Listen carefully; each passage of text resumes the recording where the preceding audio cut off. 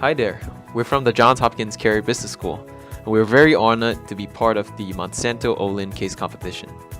Today, we'll be walking you through our strategy and approach in tackling the product rollover and inventory planning challenge in seed corn supply chains.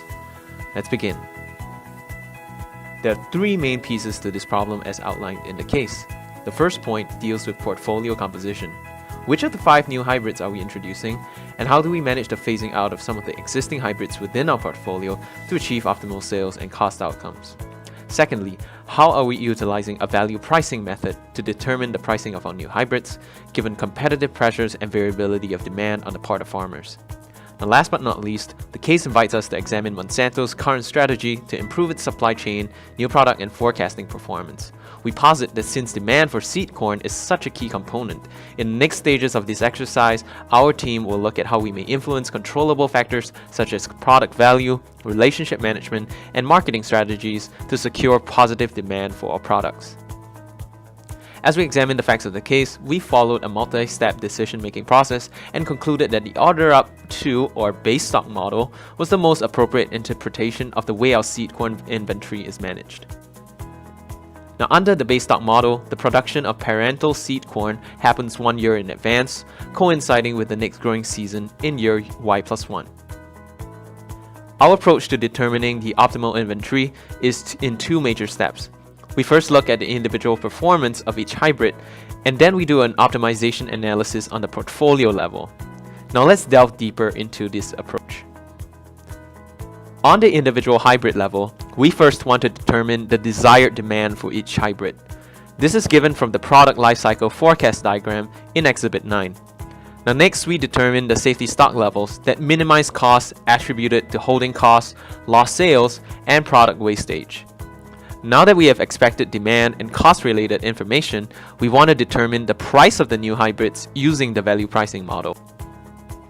And as mentioned earlier, we were able to work backwards from the optimistic and pessimistic product lifecycle forecasts to determine the mean and standard deviation of demand across the entire product lifecycle. We then worked to determine the optimal order quantity S and safety stock based on service level, as well as the carry forward inventory at the end of each period. Our principle here is to minimize cost. Now, to determine the price of new hybrids, we compare the yield across new and existing hybrids. The price of existing hybrids may be estimated using information given in the case. The price premium we are able to charge per new hybrid over its existing hybrid can be assumed to be 33% of the total value enjoyed by the farmer, given superior acreage in crop growing.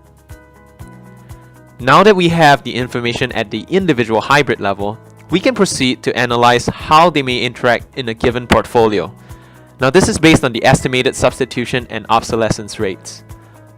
Next, the value-based price point we determined before comes into play as we factor in competitive forces into the model we will generate. Now, to ensure thoroughness in our analysis, we will conduct scenario planning and run the model optimization process through a Monte Carlo simulation to consider a large number of possibilities given the distribution of certain parameters outlined in the case. Now at this point, we have managed to determine the demand forecast for each of the hybrids, and after taking gross profit and cost of goods sold into account, NH2 and NH4 have emerged as promising candidates, which we will be exploring further as we progress with this case. Now we hope you have enjoyed this quick preview of our analysis of the Monsanto Olin case. We hope to have the opportunity to develop it further. From all of us at Johns Hopkins, thank you.